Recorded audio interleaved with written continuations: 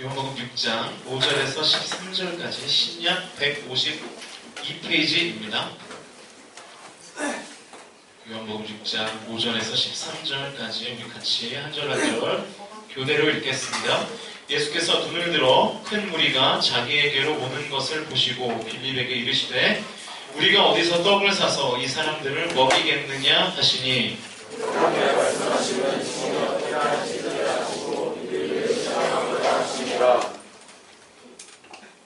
빌립이 대답하되 각 사람으로 조금씩 받게 할지라도 200데나리온의 떡이 부족하리이다.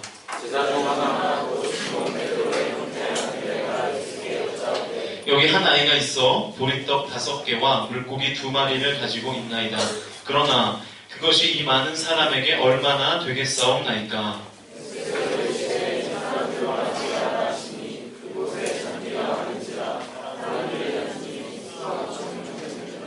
예수께서 떡을 가져 축사하신 후에 앉아있는 자들에게 나눠주시고 물고기도 그렇게 그들의 원대로 주시니라.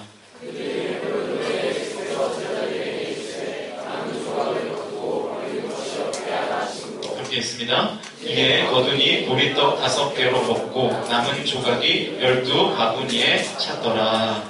아멘. 아멘 합시다. 오늘은 이 말씀을 가지고 연결하라. 터질 것이다. 연결하라. 터질 것이다. 라는 제목으로 하나님 말씀 증거하도록 하겠습니다. 여러분, 그 좋은 글에는요, 좋은 글에는 맥락이 있죠.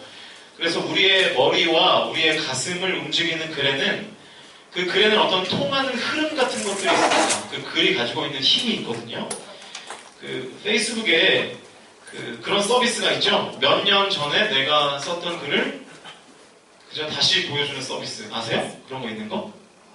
네, 요즘 페이스북을 잘 안 하셔서 이런 거예요. 만약에 오늘이 8월 30일인데 그러면 이 페이스북이 작년에 8월 30일 날 내가 썼던 글을 다시 한번 내 타임라인에 이렇게 공개해 주는 거예요. 그래서 과거의 추억을 되새기라는 의미로 그런 서비스를 제공하는 것 같아요. 제가 요즘은 거의 페이스북에 글이나 사진 같은 것을 거의 올리지 않습니다. 눈으로 보기만 하는데 몇 년 전까지만 해도 저도 그런 사진들 올렸어요. 서영이가 올리는 맛집 사진 이런 거, 지수나 미선이처럼 여행 가서 찍은 사진 이런 거 저도 올리고, 경미처럼 일하면서 찍은 사진 이런 거 저도 올리고, 저는 사역하면서 찍은 사진이죠. 또 책을 읽다가 좋은 글귀를 보면 올리기도 하고 그랬는데, 물론 저는 현진이처럼 오늘 화장 뭐하지 님의 게시글을 포 나르거나 그러진 않았습니다. 그랬는데 며칠 전 제 8월 25일자 타임라인에 2012년 8월 25일날 제가 읽었던 책을 제가 이렇게 사진을 찍어서 올렸던 그런 한 글이 올라왔습니다. 다시 그때 분명히 받은 은혜가 있어서 올린 글일 텐데 3년 뒤인 2015년 8월 25일날 다시 봐도 은혜가 되더라고요. 이런 글이었습니다. 믿음은 있는 것을 보고 불신은 없는 것을 봅니다. 믿음은 가능성에 눈뜨고 불신은 불가능에 주목합니다. 믿음 가장 큰 인생의 자원이고 불신 인생 대부분의 장애물입니다. 이런 짧은 글이었습니다. 제가 가만히 생각해 봤어요. 이 글이 2012년 8월 15일에도 은혜로웠고 2015년 8월 25일에도 은혜로운 이유가 뭘까? 답은 간단하죠. 그 글이 생명력이 있는 좋은 글이기 때문에 그렇습니다. 글 자체가 좋으니까 3년 전이나 지금이나 감동과 은혜를 끼치는 것이죠. 여러분, 좋은 글이 뭡니까? 맥락이 있는 글이죠. 한 가지의 주제가 흐르는 글입니다. 믿음과 믿음 없음에 관하여 글 전체가 한 가지의 주제를 중심으로 풀어나가야 시선이 분산되지 않고 확 우리의 마음 가운데 와닿는 좋은 글이 되는 것입니다.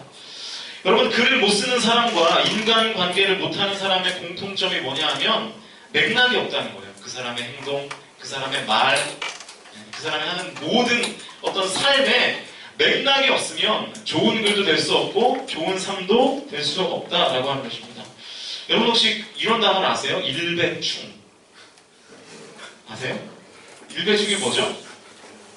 일간 테스트의 회원들을 가르치는 벌레만도 못한 겁니다. 뭐 이런 뜻이에요. 그러니까 여러분 이 일배충들이 사회적으로 문제를 많이 일으키는데 그 이유가 뭐라고 생각하십니까? 어떤 사회 현상이 벌어졌을 때 그 현상을 맥락으로 이해하지 못하는 거예요. 이 사회에 정서적으로 공감하지 못하는 것입니다. 어떤 사건에 대한 공감이 전혀 없는 거죠. 그러니까 맥락을 잡지 못하는 것입니다. 그 한 연예인이 조부상을 당했다는 인터넷 기사를 한 일배충이 일배 사이트에 이제 퍼나갔어요. 그 밑에 댓글이 달리기 시작하겠죠? 장례식장이 어디냐? 어제 과음에서 육개장이 땡기는데 상 타셨군요. 축하드려요. 부상으로 얼마 받으셨어요. 뭐 이런, 그러니까 조부상을 당했다는 그 사실, 그 맥락을 따라간다고 놓고 뭐겠어요? 같이 슬퍼해주고 아파해주고 애도해줘야 되겠죠. 그런데 그 맥락을 따라가지 않는 거예요. 따라가지 않는 것입니다. 자기 멋대로 느끼고 자기 멋대로 그 상황을 평가하고 그 상황을 뒤틀고 꼬집는 그런 삶을 살아가게 된다는 것이죠. 그러니까 이 사회의 맥락을 전혀 붙잡지 못하는 것입니다. 짚어내지 않는 거죠. 그러니까 대중들에게 공분을 사고 사회 문제가 되는 것이겠죠. 우리에게 감동을 주는 사람들은 어떤 사람들일까요? 인생의 맥락에 있는 사람들 아니겠습니까? 여러분 우리가 정치인을 싫어하고 정치인을 신뢰하지 못하는 이유가 뭐예요? 저는 정치인이 좋아요 하는 사람들이 얼마나 될까요? 그 사람들의 말과 행동이 그죠? 맥락이 없잖아요. 이럴 때는 이 말을 했다가 저럴 때는 또 저 말을 했다가 이 자매들이 특히 감동받는 사진류가 있죠? 노부 부부가 이렇게 손을 잡고 숲속을 걸어가는 사진. 특히 뒷모습이 나와야죠. 앞모습이 나오면 안 되고 뒷모습이 나오는 숲속을 걸어가는 사진. 왜 그 사진에 여러분이 감동을 받죠? 사진이 너무 예뻐서? 인물이 너무 좋아서? 그게 아니죠. 오랜 그죠? 시간 동안 한 남자와 한 여자가 만나서 숱한 시련과 고난을 겪었음에도 불구하고 포기하지 않고 끝까지 이 부부로서의 연을 이어가는 그 맥락 때문에 그죠? 그 사진이 이뻐 보이고 그 사진을 통해서 어떤 메시지를 느끼는 것이지 그 사진 자체가 주는 어떤 능력은 아니라는 것이죠. 그러니까 함께 한 맥으로 흐르는 그 모습이 아름다운 것이죠. 오늘 본문 우리가 잘 아는 오병이어의 기적에 관한 말씀이에요. 어린아이가 가져온 보리떡 5개와 물고기 2마리로 그 자리에 있는 이 장정 5,000명, 당시에는 성인 남자만 그 인원으로 계수했으니까 사실은 5,000명보다 훨씬 더 많은 사람들이 빵과 물고기를 먹고 12바구니가 남을 정도로 거두게 되었습니다. 11절부터 13절을 좀 보십시오. 11절부터 13절 우리 같이 한번 읽겠습니다. 시작! 다시 11절에서 13절 같이 읽겠습니다. 시작! 예수께서 떡을 가져 축사하신 후에 앉아있는 자들에게 나눠주시고 물고기도 그렇게 그들의 원대로 주시니라. 그들이 배부른 후에 예수께서 제자들에게 이르시되 남은 조각을 거두고 버리는 것이 없게 하시고 이에 거두니 보리떡 5개로 먹고 남은 조각이 12바구니에 찼더라. 우리는 이 본문을 대할 때마다 이 기적에 초점을 맞추고 이 기적에 대해서 관심이 많습니다. 와, 예수님이 참 대단하시네. 어린아이가 가져온 보리떡 5개하고 물고기 2마리로 5,000명이 넘는 사람들을 먹이고도 남을 정도로 큰 기적을 일으키셨네. 내 삶에도 이런 기적이 있으면 얼마나 좋을까. 그렇게 우리는 이 기적 자체에 초점을 많이 맞춥니다. 여러분 근데 오늘 본문을 자세히 보시면 오늘 본문의 핵심은 기적이 아닙니다. 오늘 본문의 주된 포인트는 기적에 있지 않습니다. 이 말씀이 오늘 본문이 우리에게 주는 메시지는 이 기적에 포커스가 있는 것이 아니라는 거예요. 오늘 본문 이 오병이어의 기적 사건에서 우리가 주목해야 될 것은 기적이 아니라 시험입니다. 기적이 아니라 시험입니다. 5절을 한번 보세요. 5절 예수께서 눈을 들어 큰 무리가 자기에게로 오는 것을 보시고 빌립에게 이르시되 우리가 어디서 떡을 사서 이 사람들을 먹이겠느냐 하시니 예수님이 빌립이라는 제자에게 지금 문제를 내는 상황입니다. 야 빌립아, 지금 5,000명이 넘는 사람들이 굶고 있는데 어디서 떡을 사서 이 사람들을 다 먹일 수 있겠냐. 제가 왜 예수님의 이 말씀이 예수님이 어떻게 이 사람들을 먹일지를 몰라서 빌립에게 묻고 있는 것이라고 여러분에게 설명하지 않고 예수님이 빌립에게 문제를 내는 것이라고 설명하고 있을까? 6절 때문에 그렇습니다. 6절 같이 한번 읽어볼까요? 시작.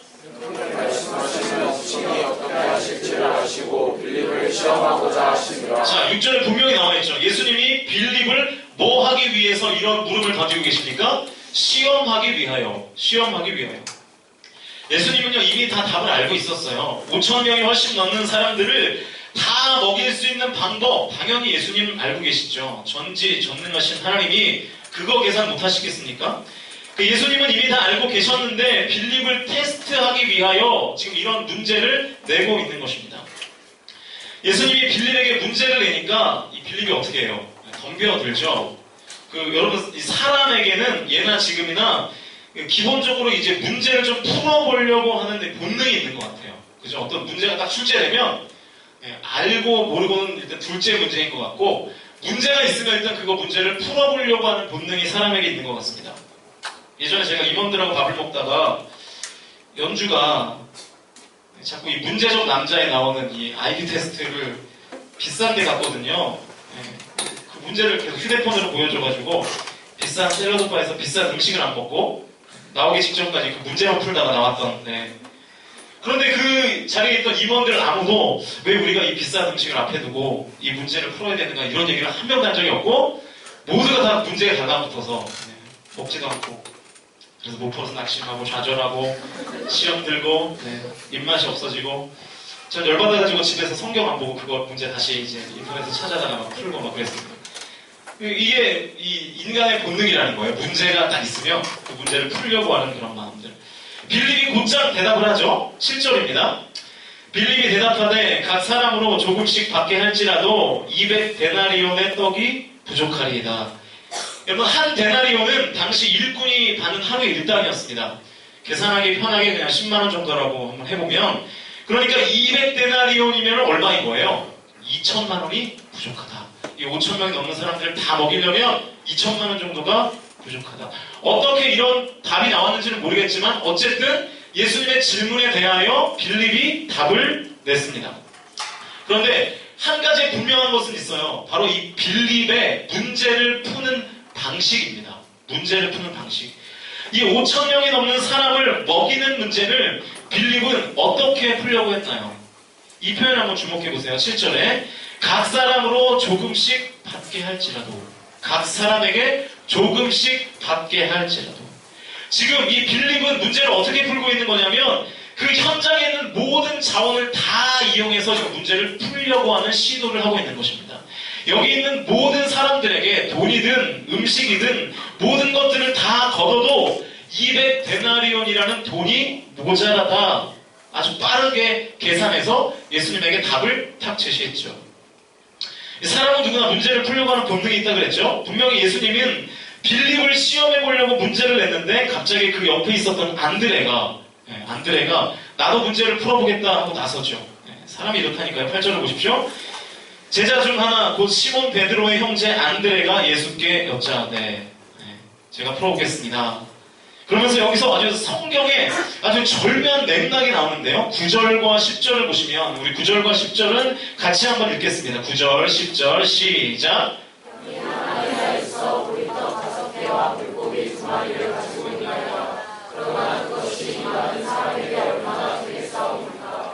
예수께서 이르시되 이 사람들로 앉게 하시니 그곳에 잔디가 많은지라 사람들이 앉으니 수가 5,000명쯤 되었더라. 자, 안드레가 예수님께 지금 이렇게 다시 반문을 하는 겁니다. 예수님, 여기 어린아이가 가지고 있는 보리떡 5개하고 물고기 2마리가 있는데 이거 가지고 되겠습니까?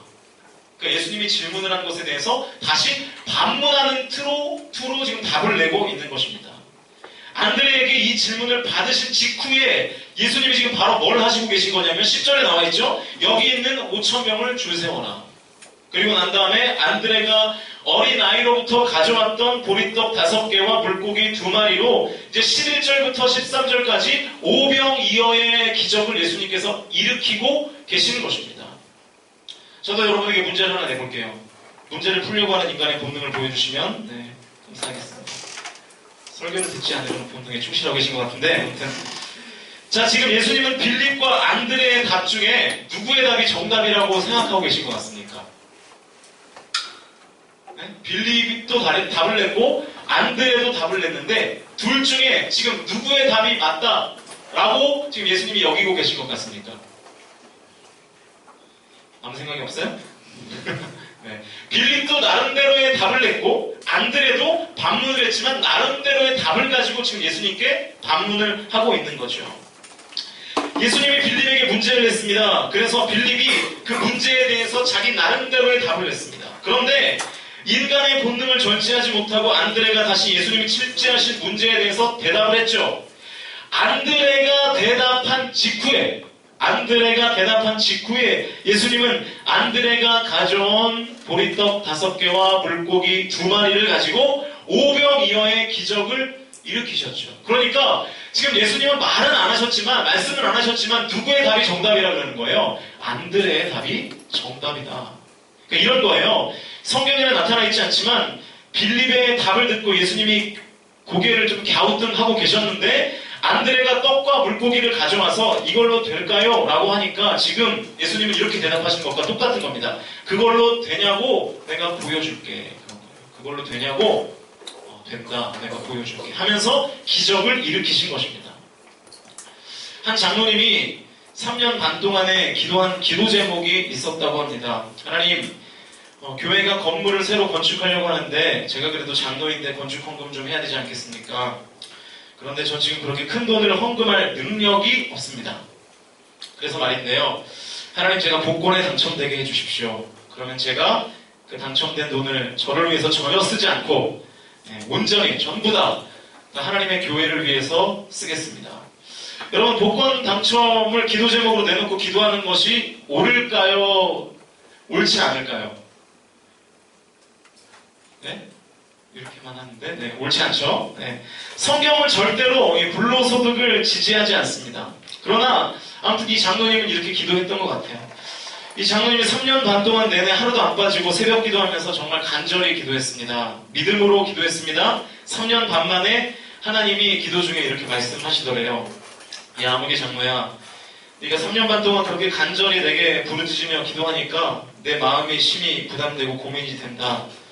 하나님 얼마나 고민스러우셨겠습니까? 들어주자니 하나님의 뜻에 어긋나고 안 들어주자니 저 기도가 너무나 간절하고, 하나님이 마지막에 그 장로님한테 이렇게 말씀하시더래요. 근데 아무개 장로야, 기도할 때 좀 한 장이라도 복권 좀 사가면서 기도할 수는 없겠니? 무슨 뜻인지 아시겠습니까?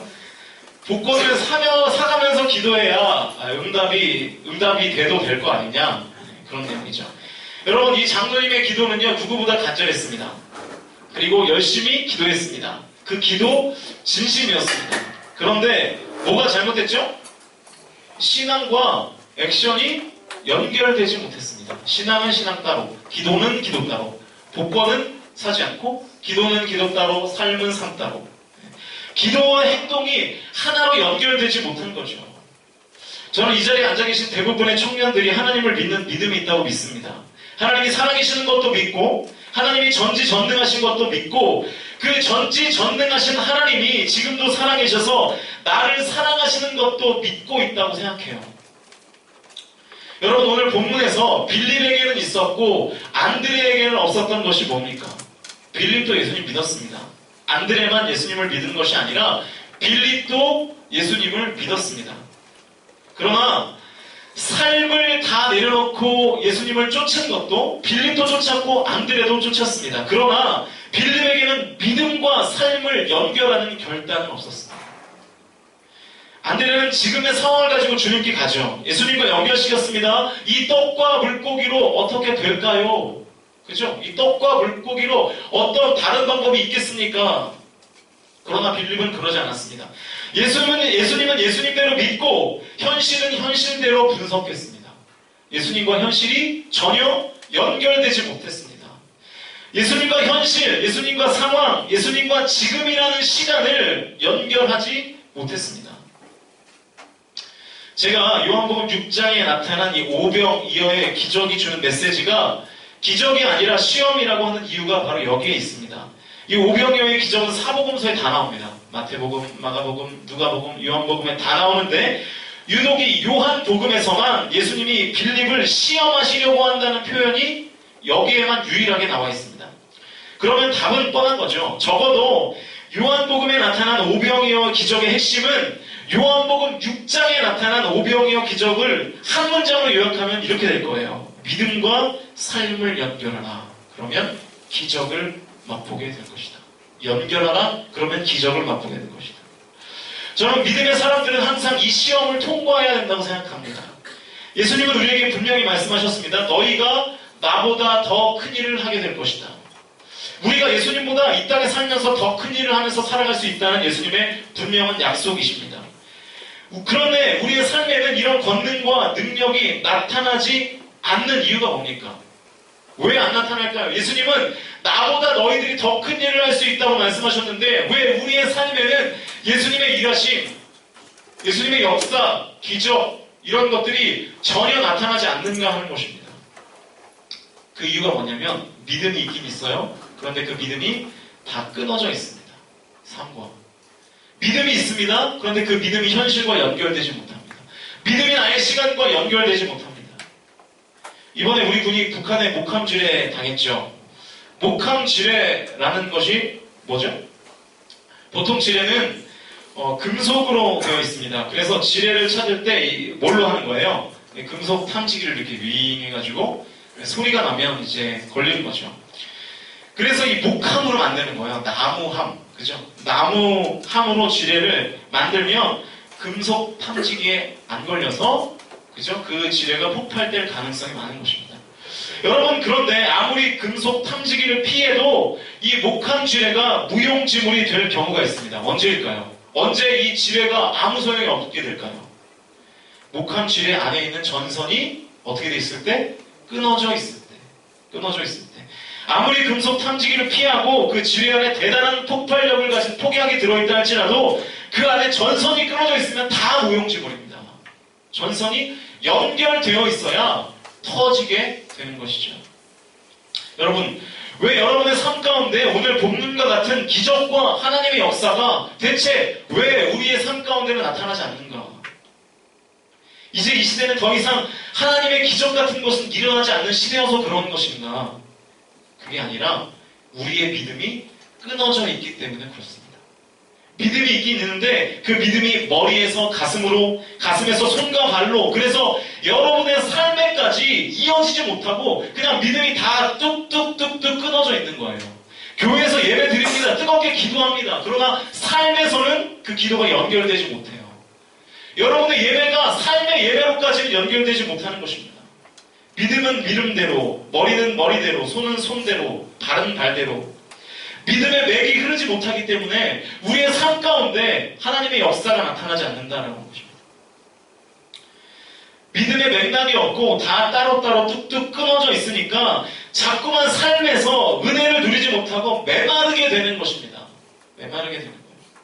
하나님이 살아계시지 않아서, 하나님이 능력이 없어서, 하나님은 살아계시고 능력도 있는데 날 사랑하시지 않아서 우리의 삶에 믿음의 능력이 나타나지 않는 것이 아니라 우리가 가지고 있는 그 믿음이라는 것이 교회에서의 믿음에 그쳐 있기 때문에 그렇습니다. 우리에게는 다 믿음이 있습니다. 하나님이 우리에게 믿음을 선물로 주셨습니다. 그래서 저와 여러분이 구원의 백성이 되었죠. 그런데 왜 우리의 삶에 기쁨이 없습니까? 신앙생활이 왜 재밌지가 않죠? 왜 우리의 삶에 믿음의 능력이 나타나지 않을까요? 하나님의 일하심이 왜 내 삶 가운데에는 나타나지 않을까요?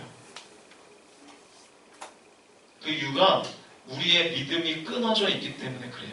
그런데 우리는 믿고 있다고 생각하니까 그 믿음이 끊어져 있는 것은 보지 못하고 내가 지금 하나님 앞에 믿음의 행위를 하고 있다는 것에만 집중한 나머지 우리 안에 탈진이 오고 우리 안에 연약함들이 생기게 되는 것입니다.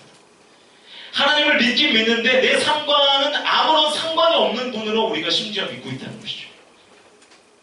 여러분의 믿음과 여러분의 삶이 연결되어 있습니까? 믿음과 인간 관계가 연결되어 있나요? 왜 하나님이 나에게 이 사람을 주셨을까? 여러분, 믿음과 여러분이 다니고 있는 직장이 연결되어 있습니까? 왜 하나님이 나에게 이 직장을 허락하셨을까? 믿음과 공부는요. 여러분의 믿음과 우리 공동체는요. 믿음과 여러분의 말과 믿음과 여러분의 행동은요. 믿음과 생명이 연결되어 있지 않으니까 이 땅에서 생존하는 데에만 우리가 급급하면서 살아가고 있는 것입니다. 먹고 사는 일에만 허덕이는 것이죠. 마치 우리의 삶이 어떤 때에는 약간 돼지와 비슷한 삶을 살아갑니다. 제가 예전에도 얘기했는지 모르겠는데 돼지는요, 몸의 구조상 절대로 하늘을 볼 수 없습니다. 이게 이렇게 되지 않는 거예요. 돼지는 이렇게는 되는데 이렇게는 돼지가 절대로 되지 않습니다. 골격이 머리가 항상 땅을 향하게 되어 있어요. 그런데 어느 순간 우리가 돼지 같은 삶을 살아갑니다. 우리가 뚱뚱하다는 게 아니라 땅만 보고 살아간다는 거예요. 먹고 사는 일. 어떻게 하면 더 먹을까? 어떻게 하면 덜 힘들게 먹을까? 어떻게 하면 두렵지 않고 안전하게 먹을까? 좋은 직장이라는 철밥통을 차지한 돼지를 부러워하고 그렇지? 네. 이 땅에 사는 수많은 청년들이 그런 삶을 사는 경우가 얼마나 많은지 모릅니다. 하나님이 좋은 직장을 주셨습니다. 그랬더니 하나님과의 관계를 끊고 떠나버려요. 좋은 직장을 주신 하나님은 안 보고 그 좋은 직장만 바라봐요. 그 땅만. 얼굴이 땅에 파묻혀버린 상태가 되는 거죠. 하늘을 바라보지 못하는 것입니다. 여러분의 생명이 믿음과 연결되지 못하면 그냥 생존하는 인생으로 여러분의 삶을 마무리하게 될 겁니다. 이 땅에서 생존하는, 먹고 사는 일, 의식주, 이 세상의 모든 비물도 다 생존하기 위해서 몸부림칩니다. 그런 여러분과 다를 게 없다는 것이죠. 그러나 믿음과 생명이 연결된 사람의 삶을 성경은 사명자라고 부릅니다. 사명. 생존이 아니라 사명. 맡겨진 임무가 있는 인생, 믿음과 생명이 연결되어서 사명을 감당하는 그 사람에게 하나님께서 삶 가운데 하나님의 일하심과 역사와 심지어 기적을 부어주시는 것입니다. 믿음과 생명, 믿음과 삶이 연결되어 있지 못하니까 신앙생활에 기쁨이 없는 거예요. 생존만을 추구하며 사니까 성숙이 찾아오지 않는 것입니다. 여러분, 좋은 글에는 맥락이 있다 그랬죠? 좋은 크리스천은 그 삶에 하나님의 맥락이 살아있어야 되는 겁니다. 여러분의 삶 가운데 하나님의 리듬이 있습니까? 하나님의 맥락을 따라가는 사람들을 성도 크리스천이라고 부르는 거예요. 제가 여러분에게 말씀 읽는 것을 좀 귀에 따갑도록 얘기하는데 그 이유가 여기 있는 것입니다. 하나님은 내가 어떻게 살기를 원하시고 내게 주신 젊음과 배운 지식을 어떻게 사용하시기를 원하시고 내 인생을 어떻게 하시기를 원하시는지 탐색하면서 추구하는 것이 지금 여러분의 삶 가운데 해야 될 일입니다.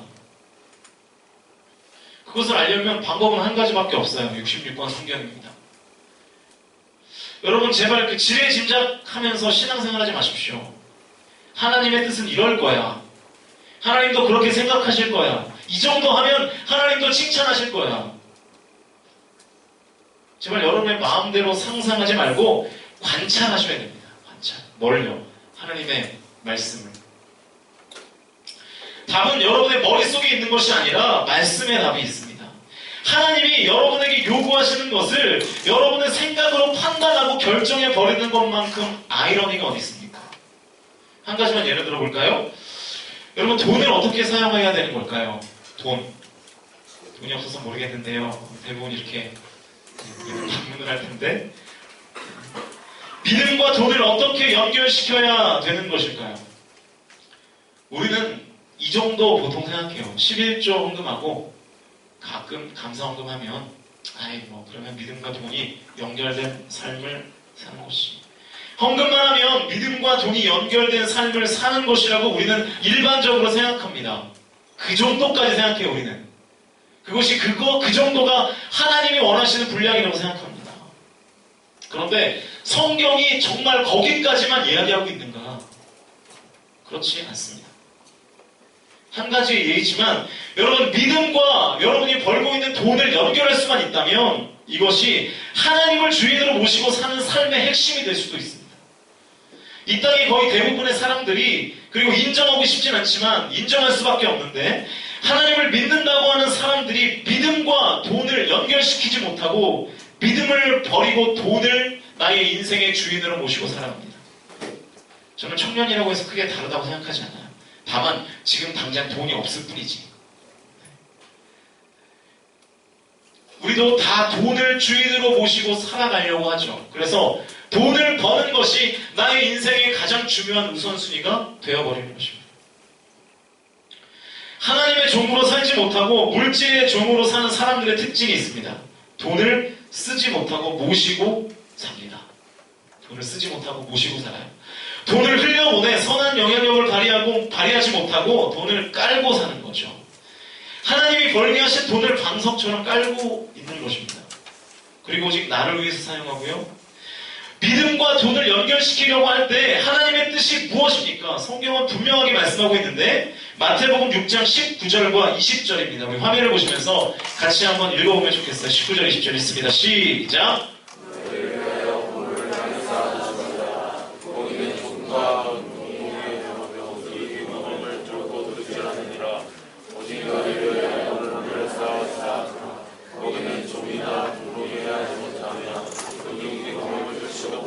도둑질도 못하느니라. 성경이 분명하게 말씀하고 있죠. 보물을 어디에 쌓아두라고요? 하늘에 쌓아두라.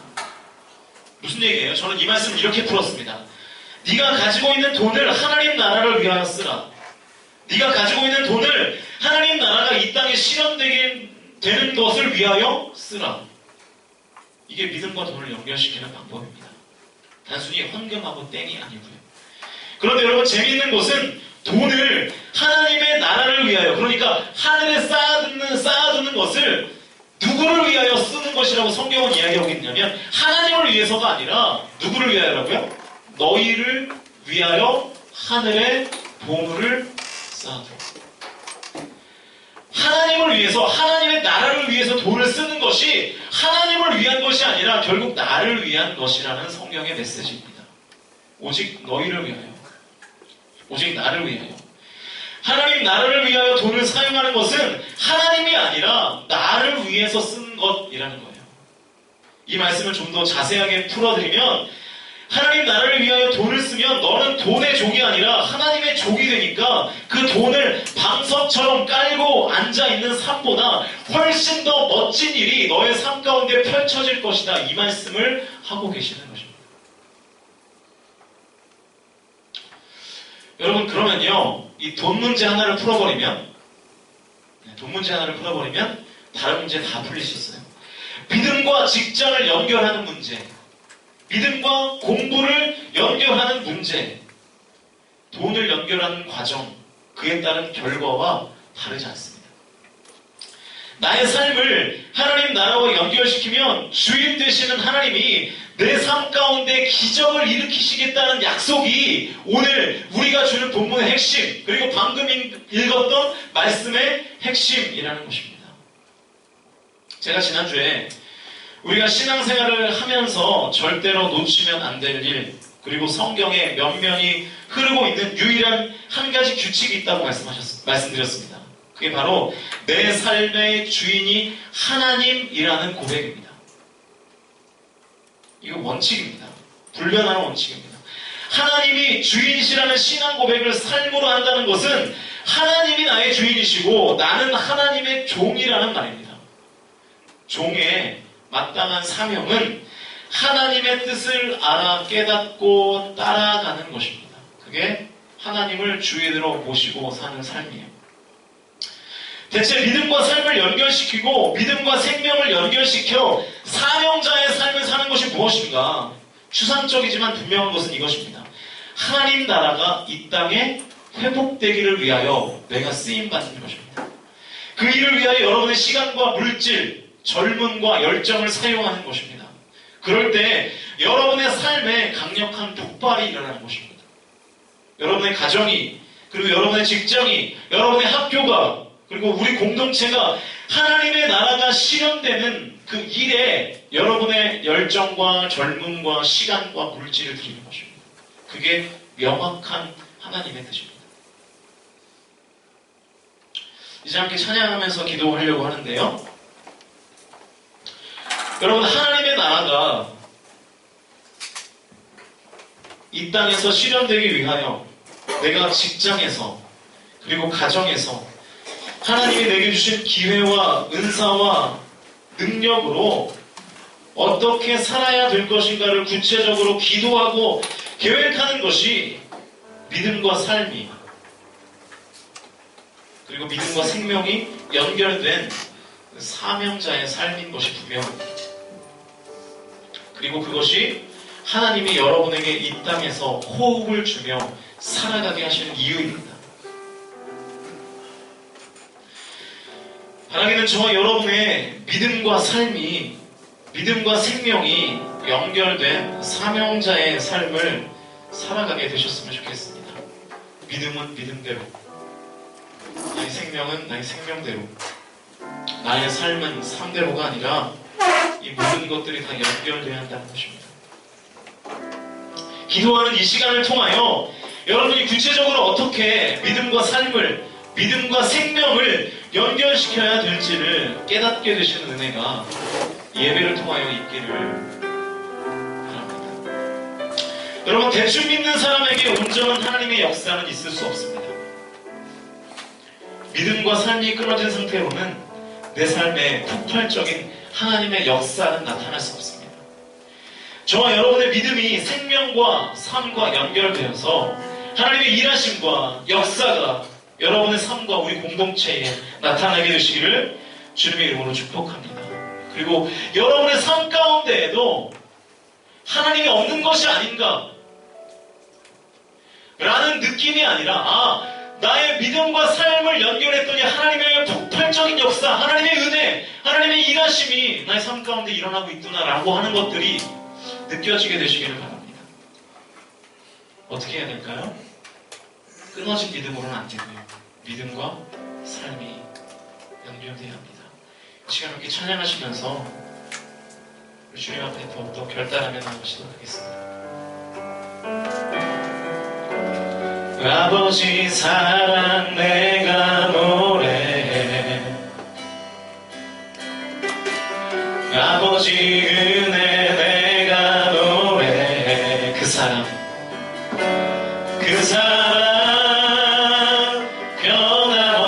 변함없으신, 거짓 없으신, 성실하신 그 사랑, 상한 갈 때 꺾지 않으신, 상한 갈 때 꺾지 않으시는, 꺼져가는 등불 끄지 않는 그 사랑, 그 사랑 변함없으신, 거짓 없으신, 성실하신 그. 다시 한번 고백합니다. 아버지 사랑 내가 노래해, 아버지 사랑 내가 노래해, 아버지 은혜 내가 노래해. 그 사랑 변함없으신, 거짓 없으신, 성실하신 그 사랑 갈 때 꺾지 않으신, 사랑 갈 때 꺾지 않으시는, 꺼져가는 등불 끄지 않는 그 사랑 변함없으신,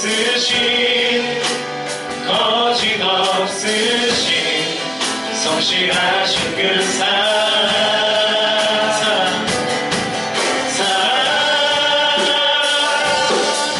그 사랑, 날 위해 죽으신, 날 위해 다시 예수 그리스도 다시 오신 그 사랑, 죽음도 생명도 천사도 하늘의 어떤 권세도 끊을 수 없는 영원한 그 사랑에. 아버지 사랑 내가 노래해, 아버지 사랑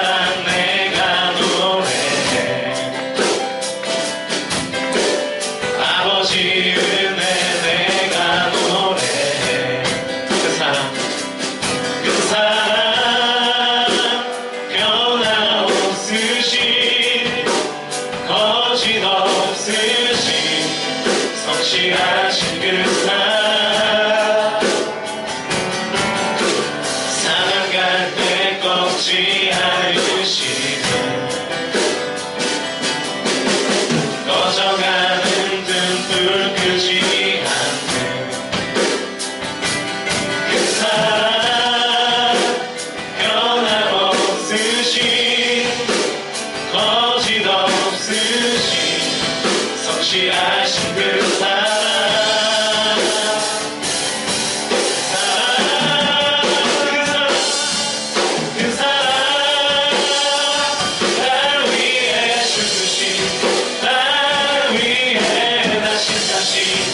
예수 그리스도 다시 오실 그 사랑 죽음도 생명도 천사도 하늘의 어떤 곳에도 끊을 수 없는 영원한 그 사랑의 그 사랑 나를 위해 죽으신 예수 그리스도 다시 오실 그 사랑 죽음도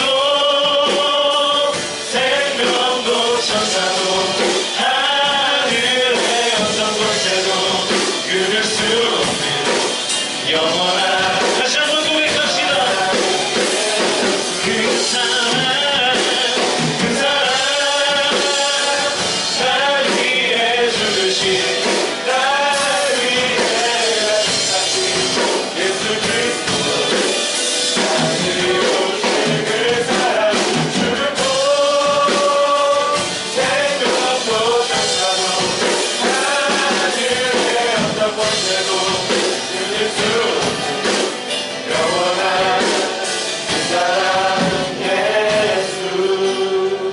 여러분이 찬양의 가사 중에 그 사랑 날 위해 죽으신 날 위해 다시 사신 예수 그리스도 다시 오실 그 사랑 죽음도 생명도 천사도 하늘의 어떤 권세도 끊을 수 없는 영원한 그 사랑 예수 여러분 결국 우리의 삶의 핵심은 하나님의 사랑과 하나님의 은혜와 하나님을 향한 믿음이 우리의 삶 가운데 끊어지지 않는 것입니다.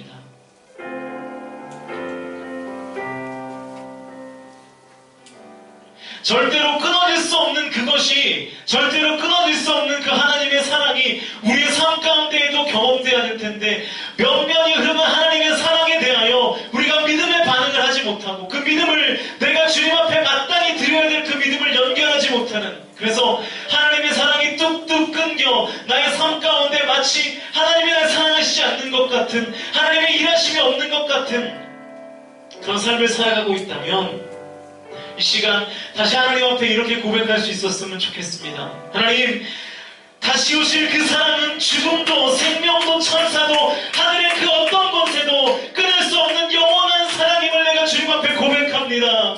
이 믿음이 우리 안에 필요합니다. 이 고백이 우리 안에 울려 퍼져야 합니다. 하나님 그 어떤 것도 하나님의 사랑을 끊을 수 없습니다. 그 어떤 이 땅의 모든 권세도 하나님의 사랑을 나의 삶 가운데 끊을 수 없습니다.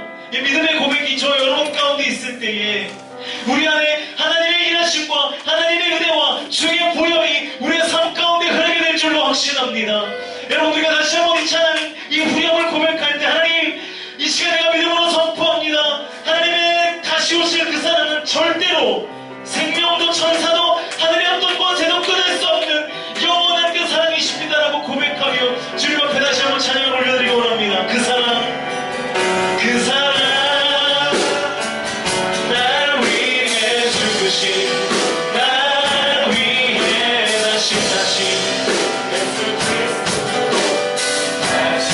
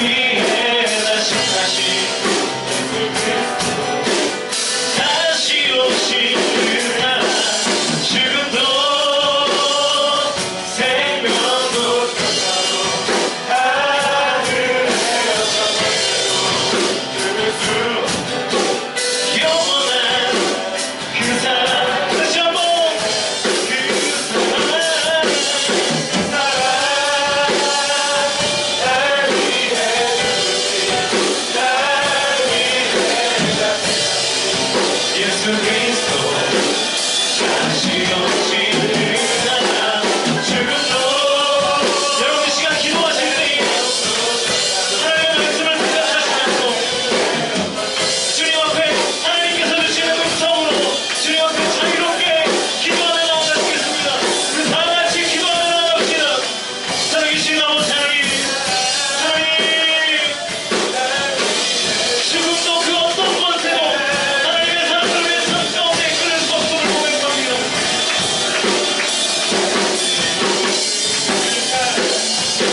우리가 주님을 바라보고 있다면, 우리가 하나님을 향하여 찬양하고 주님 앞에 나의 믿음을 드리고 있다면, 믿음과 삶이 뚝뚝 끊어져 하나님의 은혜로 내가 되었고 하나님의 은혜가 내 삶 가운데 흐르지 못하는 삶이 아니라 아버지 영원한 사랑, 결코 끊어질 수 없는 주님의 사랑이 나의 삶 가운데 명면히 흐르고 있음을 하나님의 믿음으로 선포하며 나아갈 수 있도록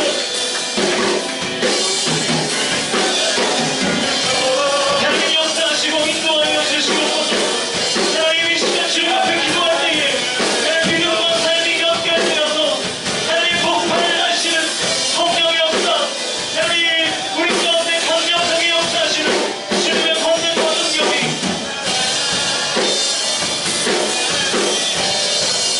우리의 삶 가운데 경험될 수 있도록 아버지 하나님 역사하여 주시옵소서. 살아계신 아버지 하나님의 능력이 우리의 삶 가운데 임하기를 원합니다.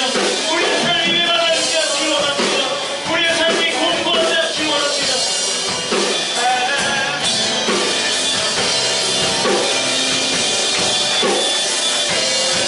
하나님 우리가 우리의 상황 때문에 우리의 환경 때문에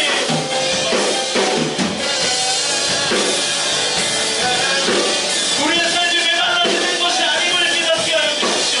오직 주님을 믿는 믿음, 하나님의 사랑이 하나님 나로 인하여 깨어지고 나로 인하여 굳어져서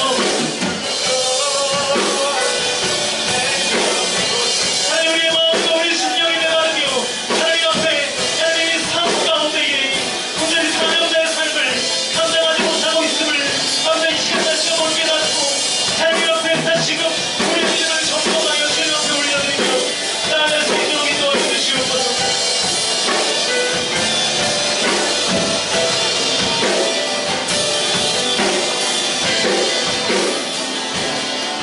죽음도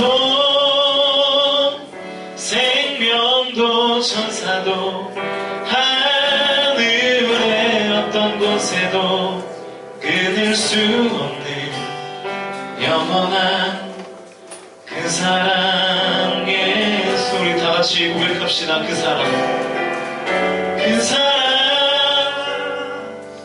날 위해 죽으신, 날 위해 다시 사신 예수 그리스도 다시 오실 그 사랑. 죽음도 생명도 천사도 하늘의 어떤 권세도 끊을 수 없는 영원한 그 사랑 예수. 하나님의 사랑이 영원하신 것으로 믿습니다. 하나님의 은혜는, 주님의 그 한량없는 사랑은, 우리를 향한 주님의 관심은 끊어지지 않고 지금도 계속해서 면면히 흐르고 있는 줄로 믿습니다. 하나님 우리의 믿음을 주님 앞에 다시 회복하고 우리의 믿음을 다시 주님 앞에 올려드려 우리의 삶 가운데 일하시고 우리의 삶 가운데 역사하시는 하나님이 경험될 수 있도록 우리 공동체 가운데 축복하여 주시옵소서. 하나님 우리가 다시 오셔서 이 땅을 회복하시고 다시 오셔서 우리의 삶을 회복하실 그 주님의 은혜를 대망하며 주님의 은혜를 선포하며 나아가는 우리의 믿음 될 수 있도록 인도하여 주시옵소서. 하나님 살아서 역사하는 믿음이 우리 안에 있기를 원합니다. 하나님의 사랑이 숨쉬는 믿음이 우리 안에 있기를 원합니다. 주님 역사하셔서 우리 가운데 함께하여 주시옵소서. 감사드리며 언제나 우리를 사랑하시는 예수 그리스도의 은혜 가운데 예수 그리스도의 이름으로 간절히 기도하옵나이다. 아멘. 우리 하나님 앞에 영광의 박수를 드리겠습니다.